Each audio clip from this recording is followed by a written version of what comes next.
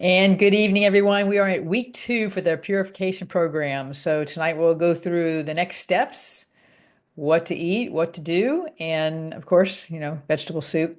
You have to really appreciate my humor, those of you that personally know me. So last night in our Monday night class, this is the soup that I made. This recipe will be on the website on the Facebook page. If you're not on the Facebook page, please reach out to in the chat to Danny, and Danny will get that information to you.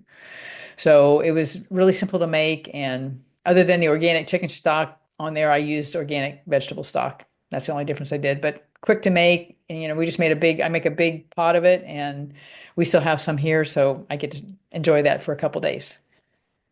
All right. So Dr. Royal Lee is who founded Standard Process, and he is a dentist or was a dentist. And he developed the first product for Standard Process, which was Catalin. And Catalin is a multivitamin. And he developed that particular product because he saw all the dental caries, all the white flour and white sugar, what it did to his patient's teeth.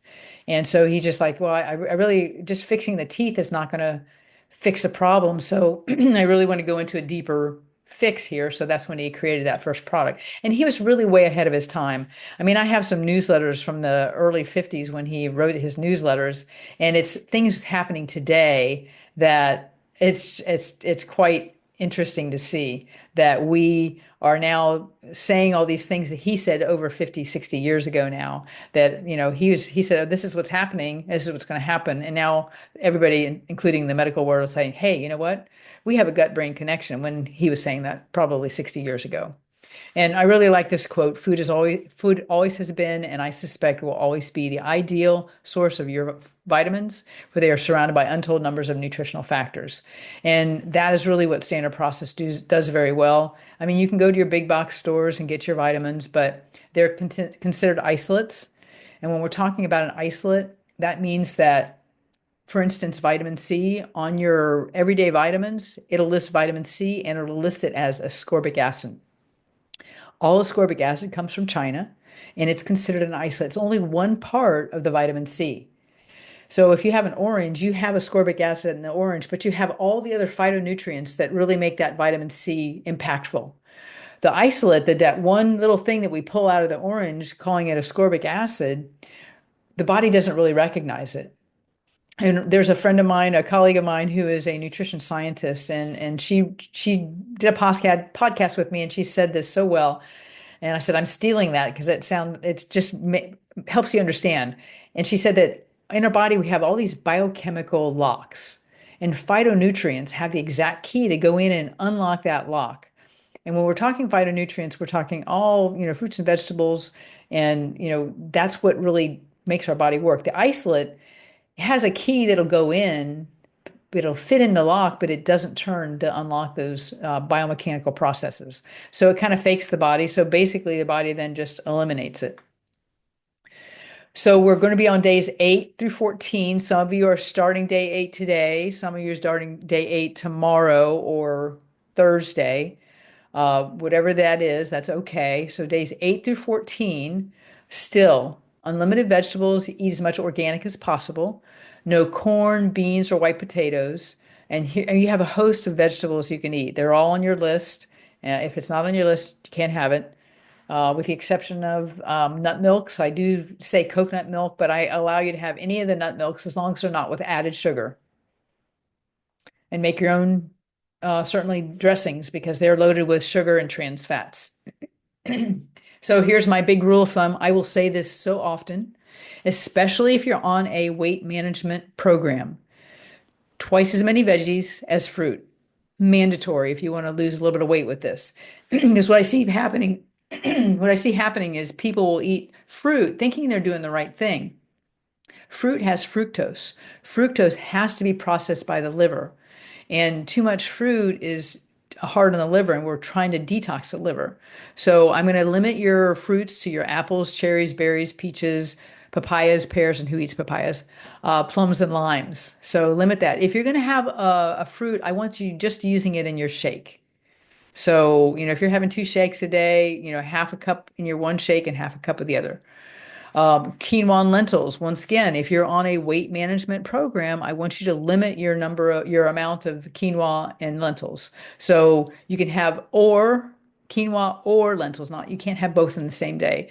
And I would say if you make it and you want to sprinkle some on a salad, fine and dandy. But if you really are wanting this to be a weight management program, which technically it's not, it's just one of the really great side effects.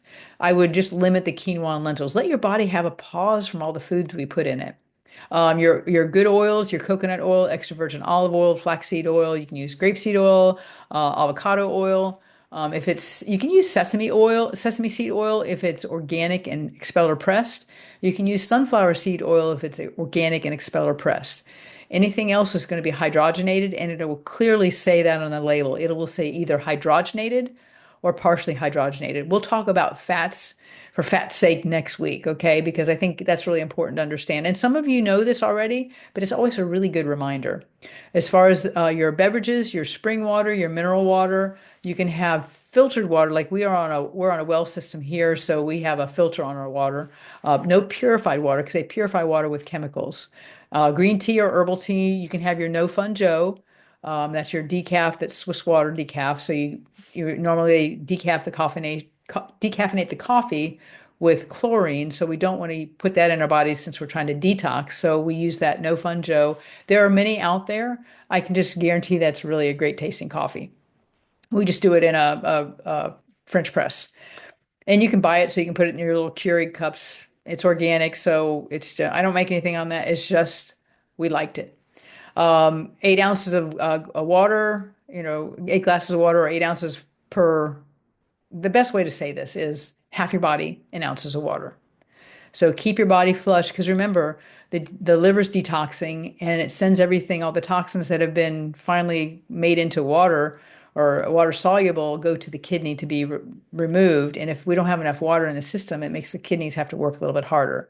So you're drinking your water is very important. Day 11, you can have some protein, but remember, if you don't think you can make this, you can't make it till day 11 without protein. You need to have some protein, have it. If it's making the difference between you making it through the program and dropping out, have the protein. Here's my caveat. It has to be fish, has to be wild caught, salmon cod or sea bass. If it's chicken or eggs, they need to be organic, free range, antibiotic, hormone free if possible. Also, if you're going to have red meat, it has to be grass fed, grass finished. Those are my rules. If you want to have wild game, that's fine, but be careful with that because I have friends that hunt and they feed the deer corn, and that corn we know is probably genetically modified corn. And remember, when we eat animal protein, we're eating what they ate. So we are what they ate. So be mindful of that. No cured, smoked, or any kind of luncheon meats. They're usually full of sodium nitrate, and sodium nitrate is not only a carcinogen. If you want to make some fireworks, you have that to do. And then there will be a pill count change this week.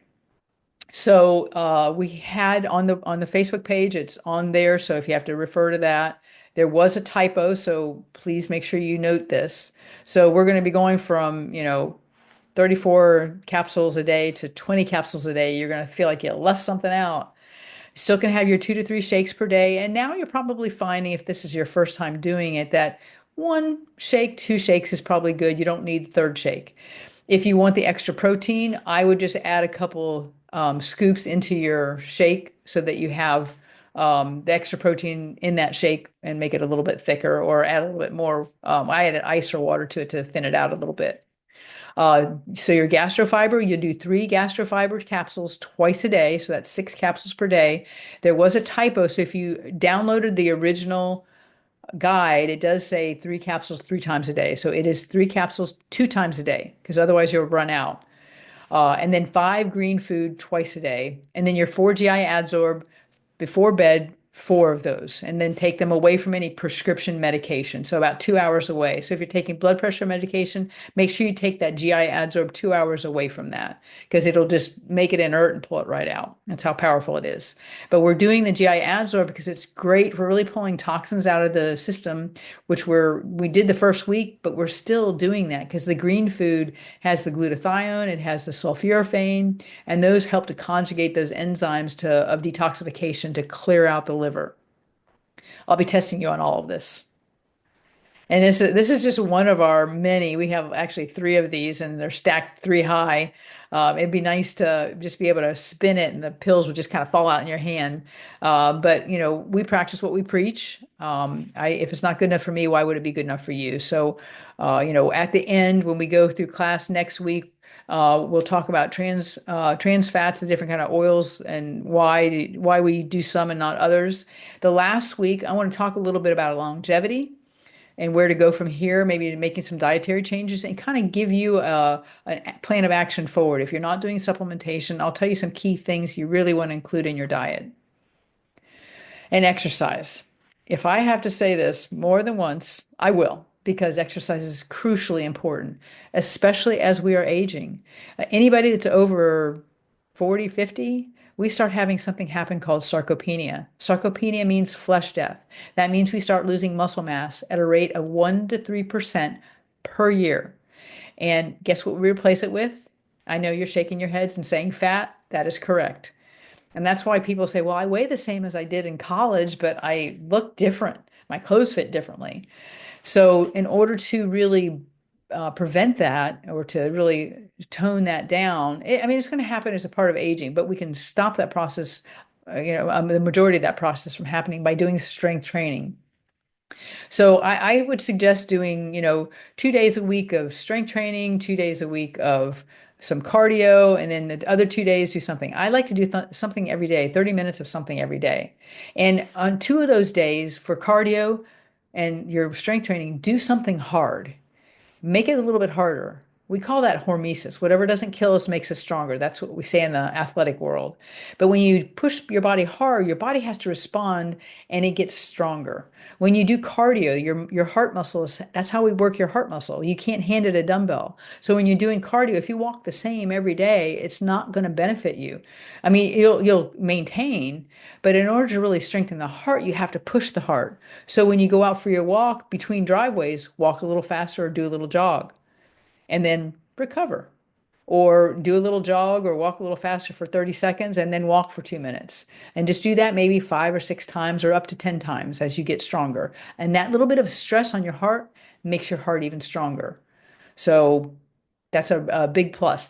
For if you want a guideline for that, everybody's using wearables. And you have a pedometer on your phone. You can use that if you're wearing an Apple Watch or Samsung Watch, a Whoop bracelet, a Fitbit. I wear an Oura Ring, but you have to really look at the phone for that. Here's your equation.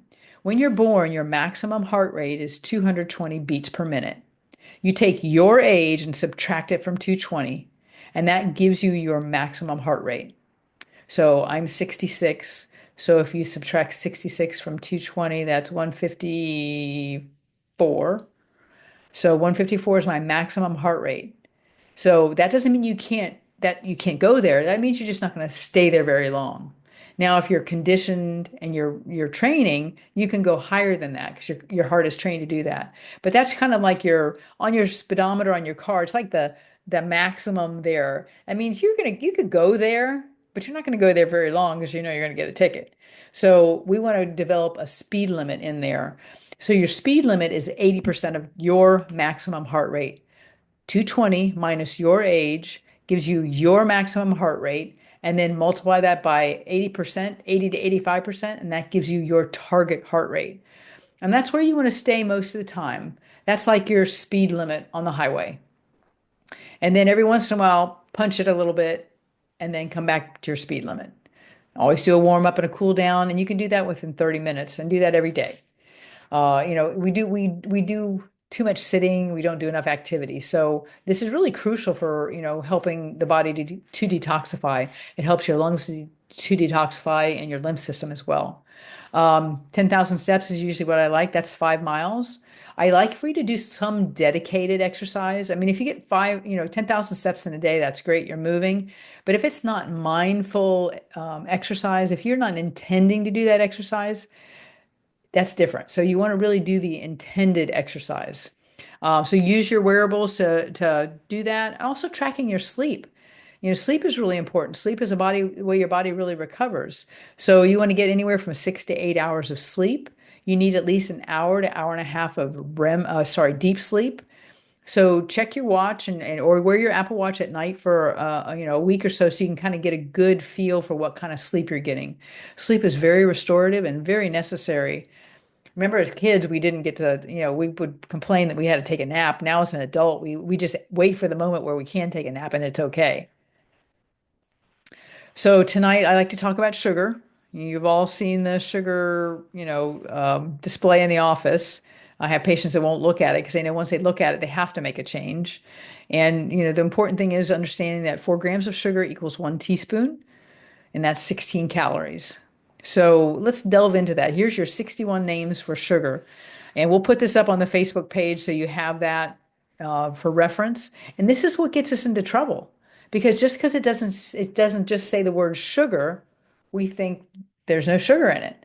But it could be powdered sugar, it could be maltodextrin, it can be evaporated cane juice. I mean, all those names up there can really fool people, and that's what gets us into trouble, is that we're not really knowledgeable. And that's why I provide this information because I'm just passionate about if you know when you do know more, you do better. You don't make mistakes then. So, and we talked about fruit earlier and like a banana. This is just a small banana. A small banana has 5 teaspoons of sugar in it. And if you notice, we had this conversation last night. The bananas, like from Chiquita and Del Monte, when I was in Costa Rica, they have all these big blue bags on them with these little sponges in them. These little sponges have all the herbicide and pesticides in them so that they don't have bugs. And if you notice on commercial bananas, they don't have seeds. What does that mean? Most likely they're genetically modified. So if you're we have banana palms here. They're little tiny bananas, super sweet, and they have plenty of seeds. So next time you open a banana, look at it. And it's just a lot of sugar. So and yeah, it has potassium, but so does all the other vegetables and all the other vegetables and fruits that you're eating. So be mindful of that. Orange juice. In kids, we used to get the little tiny glasses with the pitcher that matched. I remember my grandmother would pour it. We all liked the pulp, so we thought that was really cool because we moved to Florida. But a glass, is now they're serving like 8-ounce glasses. That's 103 calories, and it's all sugar. Your body doesn't have to break it down. So just because it's the juice of the orange, you may be getting some vitamin C. You're probably getting more sugar than you're getting vitamin C, and the amount of sugar that's in that actually kind of crosses out the effect of the vitamin C. I'd rather you eat the whole orange. And like I said, we want to be mindful of fruit. If you eat a whole package of grapes, that's not going to benefit you because it's all sugar. And usually after the first week when we come in for weigh-in, we don't see that, we've lost weight because we didn't know that all that fruit is going to prevent us from losing weight. If you're not on a weight management program, then don't worry about it so much. But if you really would like to get the maximum benefit from this, watch your fruit on this. Double the veggies to the fruit. So let's talk about sugar. And this is why it's a big problem. And I educate you so you can educate others. 34.2 million people have diabetes in the US. 26.9 million people, including adults, are diagnosed.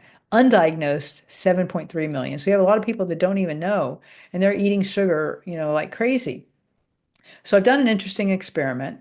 I've been wearing a CGM, which is a constant glucose monitor, and it fits on the back of your arm. It's just mind-boggling how, and I know this, but it's just when you see it on the app, how foods will affect you. It's just crazy. So it's a really great thing to do. You have the opportunity. I do have some available that if you want to try it. For me, I didn't want to say that I'm type 2 diabetic to get a prescription to cover it because I didn't want to be a marked, as a type 2 diabetic for the rest of my life because that's what happens. And we don't know what happens with insurance. So I wanted to be very mindful of that. But now they come out with over the counter that you can purchase. They're about $50 per monitor, and each monitor lasts about 15 days. That would be all you would really need. So maybe after the purification, if you want the opportunity just to kind of see what food, how food affects you, come see me. And like I said, for 50 bucks, I'll put one of those things on you, and then you can just wear it and just see. It's just really mind-boggling to see that. So it's quite the problem, and it's really costing us a lot of money in the long run. 95% of people have type 2 diabetes, which means it's caused by you. Type 2 is caused by you 99.999% of the time. Type 1, you're usually born with. Type 3 is gestational, and only females that are pregnant can have that. But over 25% of adults over 65 have diabetes. So it kind of happens as we age as well. So that's why I want you to be even more mindful. I just noticed that my blood sugar was trending, and I do a low carb, healthy fat diet. So I wanted to kind of figure out what was happening there. So that's why I put the monitor on just to see. Our young people, I mean, we have kids with, type 2 diabetes now. And there's only two medications approved for them. And it's sad that they even have to have medications because they won't pay for a class like this where I can teach you how to eat or teach the kids how to eat and, give them a lifetime of health instead of a lifetime of having to wear some type of device to monitor and have to take medication. And it's just, I mean, 66% of all the Americans have diabetes or pre-diabetes. And you can see the causes of them: diabetic neuropathy, retinopathy, stroke, diabetic neuropathy into the feet, reduced blood flow, diabetic foot, where they have injuries that don't heal. And oftentimes people don't see them down there because they're overweight and they can't see their feet. And that's where the amputations come in, the damage to the kidneys. I mean, if you want to make a really good investment, invest in a dialysis place because I mean, they have to go there 3 times a week forever.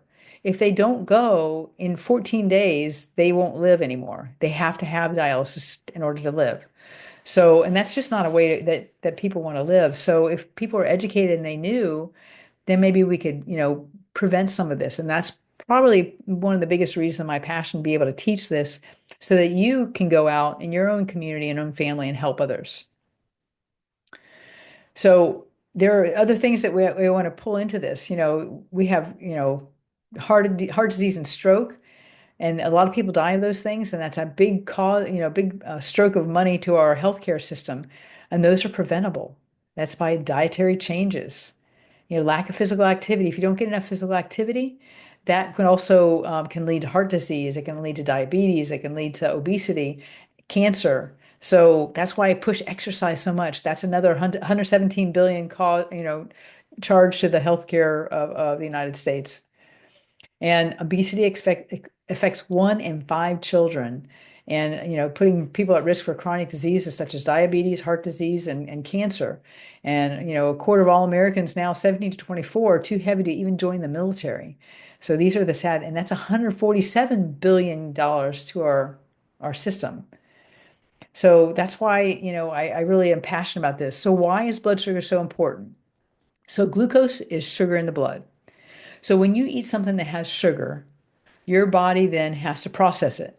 It can't just run around the system willy-nilly. So when the pancreas senses that there is glucose or blood sugar in the blood, it tells the insulin to go to that sugar and take that sugar and put it into the cell. And when it can do that readily, we call that insulin sensitive. We want to be insulin sensitive. But when we eat too much sugar, the pancreas can't keep up with that. The insulin can't. It's like, I don't have anywhere to go. I'm just stop. I'm not going to work because I can't do this anymore. And we become insulin resistant. And that's when the next step is then a type 2 diabetes. So the pancreas regulates that blood sugar by producing insulin. Insulin carries the blood sugar to the cell for energy. If the pancreas can't do that anymore, then we have diabetes. And that's the type 2 diabetes. Now, here's your math question. If you know the answer, don't yell it out. But Bob has 30 candy bars, 36 candy bars. He eats 29. What does Bob have now? Correct. Bob has diabetes. So that's where it happens. And also, sugar causes osteoporosis. We're all aging. I mean, usually I don't have super young people doing this program because they think they're invincible and they're immortal. When we get in our 30s and 40s, we're like going, oh crap, I better do something now. And when we're in 50, 60, you're like, oh, I really better do something. But these are the key things that, sugar causes. It increases your calcium loss and increases the bad gut bacteria. I mean, I have more and more patients that have candida just from eating too much sugar, and that's a whole process in the where it makes your just wrecks your whole gut microbiome, your gut flora, causes inflammation, and it's yeah, all of the above. So this is what it should look like. You should be between 70, I would say 70 and 120, and your blood sugar will run throughout the day, and that's fine. The body releases fat, that protects your lean muscle, it eliminates cravings, and increases your energy. But if you eat something a lot of high carbohydrate and your blood sugar spikes really high, then the body doesn't know what to do, so it body stores fat to protect it. If we don't eat enough, like we're skipping a meal or restricting our calories or doing like really heavy exercise on an empty stomach, then our blood sugar drops. Then the body starts to burn muscle, so it holds on to the fat. So it's a very delicate process. So we want to eat just enough. But there's also that I'll talk to you about at the very end. Because there's some other strategies that now we know better. This is just kind of a picture of how the blood should look in your system. And it's an addiction. We've have pictures of brains where they have somebody addicted to cocaine and then addicted to sugar, and they take MRI images of the brain, and the addicted to sugar is worse than the cocaine addiction. They did a video of these rats where they took these rats, they fed them a regular rat diet that's out in nature, and they put them in this vat of kind of white opaque material, water, and they put the rat in. They timed how long there was a little island in the middle of the vat, and they timed how long it took for the rat to find the island to save itself. They took those same rats, and for 2 weeks they fed them a sad American diet, a standard American diet or a rat diet. And in 2 weeks, so then they put them back in the same rat in that same vat of opaque white water. And the rat, they had to rescue the rat because the rat could not even find its way out, which it did previously 2 weeks when its brain was functioning properly. That's how impactful it is. We call type 3 diabetes now Alzheimer's. And that's what they call it in Europe already. So I want to prevent that, especially as we're aging. We have Alzheimer's is running rampant right now. If we could start fixing that now so we don't have that rampant as we age. So you eat it, you crave it, your blood sugar spikes, dopamine's released saying, oh, that was good. And then it drops out and your brain says, hey, I really like that. I want more. And you do that, and that just becomes that perpetual circle. And then if you eat too much sugar, we have what we call metabolic syndrome. And that's, a host of cardiovascular disease, obesity, type 2 diabetes, hypertension, high cholesterol, all those make up the metabolic syndrome. So if you have three of those, you're considered in metabolic syndrome for type 2 diabetes. But tooth disease, tooth decay, dizziness, allergies, colon and pancreatic cancers, ADD, ADHD, hypoglycemia, all those things are responsible for too much sugar. And I said this before, and I know it sounds terrible, and I will just continue to say it till I find a better way. But whatever you put in your mouth is either an act of nutrition or an act of suicide. It's your choice what you put in your mouth. Nobody's force feeding you. And it's silly, like in my last week, I showed you how the ants knew not to go to the fake butter. And their brains are teeny tiny compared to ours. We have such an advanced brain, and we're not smart enough to steer away. So how much sugar do you really need? 6 teaspoons of sugar for women and 9 teaspoons of sugar for men. That doesn't mean you get to go out and do that. That's just what your brain needs. Your brain only needs 20 grams of sugar a day, of glucose a day. And if you don't eat it, your liver makes it in the form of gluconeogenesis. So our liver can make fat, break fat down. It can make sugar and break sugar down. So we want to definitely limit that sugar. So if you're looking at trying to make a difference in your diet, definitely look at adding that sugar in there. I mean, taking the sugar out. So when we look at just in Lake County in Florida, now it has 2017, that's old. They haven't really updated. I've got 2021 in the next, but this just kind of gives you a share of what it looks like in our county here for adults that are healthy weight. adults that are overweight and obese. And that's a sad recommendation there to see. And if you look over here to the left, you'll see that adults who are inactive or insufficiently active, 58%. So over half of our population is not even moving. Adults who consume at least five servings, only 17, five servings of fruits and vegetables a day, only 17%. So we've got a lot of work to do here. And this was 2021, so it just really shows the numbers are, not too much better. There's a little bit of improvement, but it's really it's a sad state of the affairs. And here's what it's going to cost us. By 2030, they're predicting that 60% of the people will be obese in Florida. This is just Florida. Only 36% of Floridians are at a healthy weight right now. 6 out of 10 children we born today will be obese by the time they graduate high school. And over the next 20 years, in Florida, obesity will be contribute millions of cases of preventable chronic diseases such as type 2 diabetes, heart disease, and cancer. And it's a cost of $34 billion just to the state of Florida. So that's why they launched that healthiest weight initiative. It's very sad, and that's once again why I'm just passionate about telling you this. And this is just the burden of the disease in Florida. Over 2 million people in Florida. That's 12% of the adult population have diagnosed diabetes. 500,000 don't even know they have it, and it's increasing their health risk. So they're having all these health risks that are damaging their kidneys, damaging their eyes, the diabetic neuropathy, and they're not understanding that if they were eating differently and because they knew they were type 2 diabetic, maybe they could, save themselves. So, that, and then you just have to throw in all the other serious complications like, strokes and amputations and kidney disease causing, having to go to dialysis and blindness, and then also death. My dad had to go, and I know it's kind of a gruesome story, but my dad had to go to dialysis because he was given colchicine, which caused stage 3. It's one of the side effects.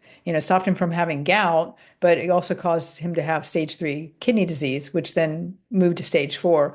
I was fortunate to be able to work with him and keep him out of stage 4 for a long time, probably for 15, 20 years almost. And then he declined and had to go to get dialysis. And he would, I said, how was it today? And he hated going. He said that, they had to turn the chairs today. Every day he went, they would turn the chair, meaning that somebody died there. How sad of a life that is. You have to, 3 days a week, you have to go there. I mean, it can't help that you did something. You're born that way. That's a different story. But, type 2 diabetes, most of us can prevent that. So, that's why I push you to kind of reach out to your people in your community. So even, it's unfortunate that, even our FDA and our government don't really support us. They are giving us these carb-heavy suggestions for foods without really, you can have 5 cups of starchy vegetables a week, and red and orange vegetables is great, but dark leafy greens only a half a cup, 1.5 cups. So, and then you can have all these grains. You know, it's just that this is where part of the problem starts. People are trying to follow this because this is what the government says to do. And this is what it looks like. And you can tell that this just is not right. They should be, bigger vegetables, more protein, some good, healthy fats in there. And, we just have become fat fearful. And I'll talk about that next week. And this is what it looks like.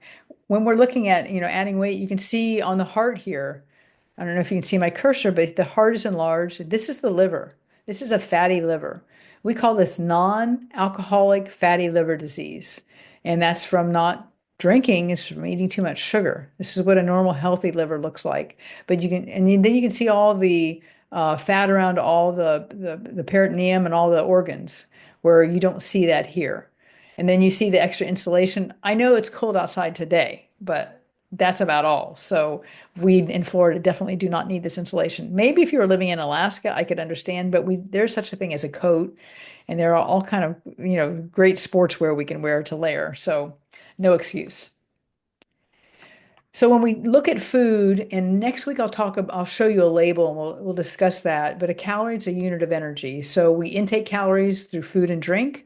We burn them all, bodily functions burn them, blinking, talking, playing sports, any kind of exercising, even breathing does it.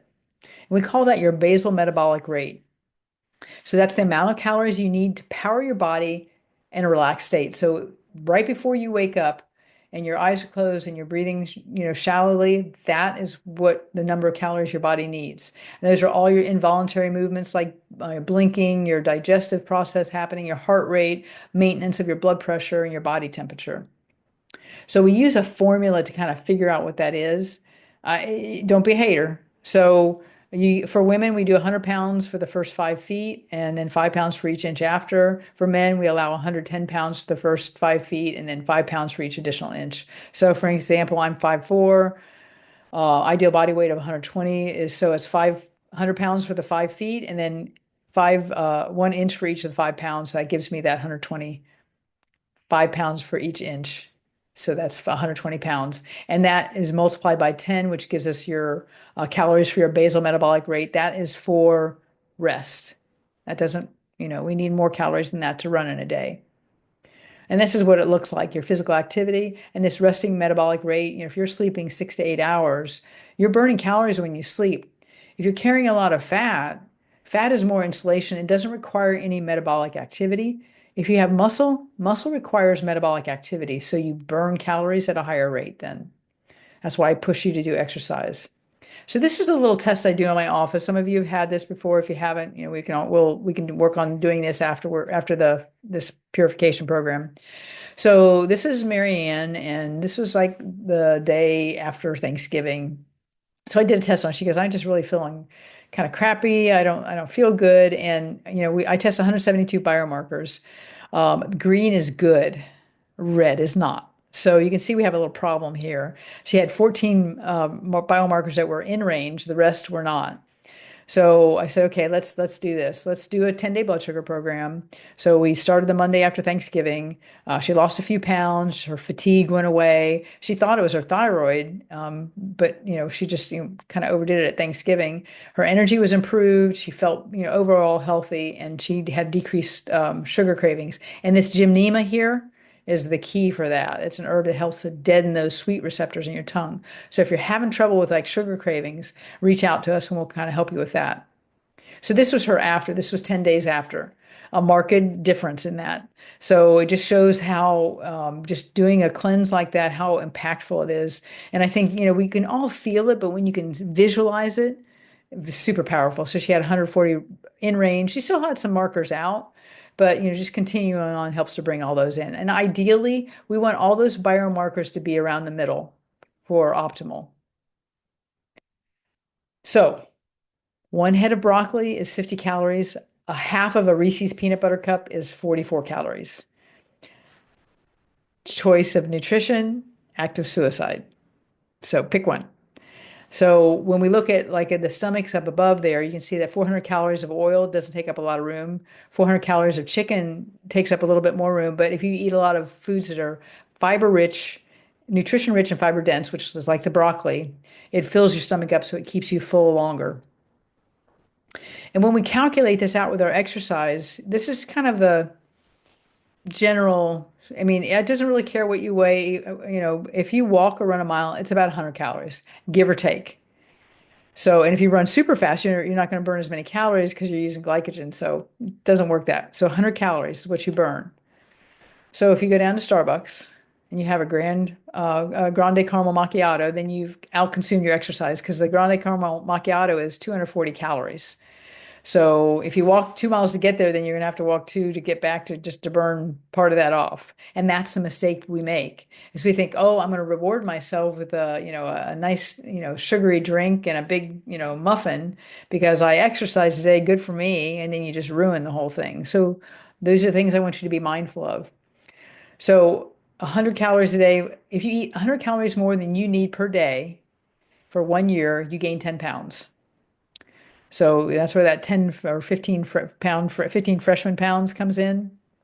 And you can see over here to the right, you see the 100-calorie plates. You can see the difference of the foods on the left, which are fiber rich, nutrition rich, and fiber dense, to the foods that are not. So, those foods keep you full. When you get hungry, your brain is saying, hey, feed me. I need foods that are nutrition rich and fiber dense. You eat a candy bar. And the body says, hey, you didn't feed me. I'm still hungry. And you say, oh, well, then I need another candy bar. but you're eating it, and the body's saying, no, no, no, no, that's not fiber rich and nutrition dense foods for me. I need that kind of food. And the same thing when you're eating food. If you're not moving your body, it's like you filling your car up with gas and then not driving it, but keep trying to put gas in it. Then that gas spills all over. The same thing happens with us. We keep eating too much that we need and we're not utilizing. Well, your body's got to store it. And we know how it spills out all over us. So these are things I want you to kind of keep in mind. And I love putting these things in. So this is why this all kind of went awry. I mean, sugars just might be the willpower you need to curb your appetite. This is back in the 60s. We know it sounds odd, but it can work. Spoil your appetite by eating something with sugar. Sugar works faster than any other food to turn your appetite down and your energy up. So then when mealtime comes, you'll be less apt to overeat. Willpower never tasted so good. Sugar, only 18 calories per teaspoon, and it's all energy. Have a soft drink before your main meal. This is crazy. And this one on the other side here, you need sugar for energy, and even 3 teaspoons of domino sugar contain fewer calories than your apple. So they're comparing the apple and the sugar, knowing that the sugar, at least the apple, is nutrition rich and fiber dense. So it's smart to stay slim and trim and get your Domino's energy lift too. So, like I said, this is how this all started. Now we have to back it all up again. This is what happened to our kids. Vitamin donuts. Each donut is fortified with 25 units of vitamin B1. Fortified means they're using an isolate. We already talked about what an isolate does. And then Ovaltine. Remember A Christmas Story and the Dakota Ring? They conned the kids to eat that. Remember the cereal with the prizes in the box? I mean, as kids, we were allowed to get one box of cereal, and mom made us. It had to last us the whole week. And we feed our kids the sugar in the morning, but we didn't know. Now we know. And now that we know the behavior after COVID and the parents had the kids home, now they really know. So a new way to get more vitamins and more good from your vitamins. And they're saying that 2 glasses of Ovaltine are better than all those foods listed below. So that's our problem. All right. So remember, for protein, you can start day 11. If you can't make it till day 11, then you can always have a piece of fish, a piece of chicken, a piece of meat, as long as it's grass-fed, wild caught, free range, and you can have eggs as long as they're free range. Well, from free range chickens. If you feel like you can't make it and you have to have that, have it. Don't let that stop you from finishing the program. If you can stave off of it until the 11th, it makes the detoxification process a lot better and more thorough. Our body has a hard time digesting protein. That's why I give you the Veggie Pro, because it has the plant-based protein, which is a little easier for your body to manage. So you still can't have any margarines, corn oils, and I'll tell you why next week you won't want to. No caffeine and alcohol. Remember your Swiss water decaf. No alcohol. Remember your supplementation has some organic Oregon grapefruit in there. That's your only wine you're getting here. Save that till after. No soft drinks, no nuts, beans, corns, or dairy. No processed or refined foods. No dried canned vegetables or fruit. Frozen is okay. And no cured, smoked, or luncheon meats because of all the additives to them. So we want to hold the sugar. And yesterday was MLK Day, so we're just a little carryover from that. I think this is really impactful. If you can't fly, then run. If you can't run, then walk. If you can't walk, then crawl. But do whatever you do, you have to keep moving forward. So not only do we do that for just ourselves, but for our physical bodies as well, not for just our emotional. So remember, supplement change happens day 8 for you, whatever that is. 2 to 3 veggie shakes. And like I said, if you want to just have 2 and add the extra Veggie Pro in those 2 shakes, that's fine. If you want to add Whey Pro to that, that's fine as well. 3 gastrofibers 2 times a day, 6 capsules per day. Remember, that was incorrect on the download on the Facebook page. It has been corrected, so make sure you read that. 5 SP green food twice a day, and then 4 GI Adsorb at night with a full glass of water before bed, 2 hours away from any medication.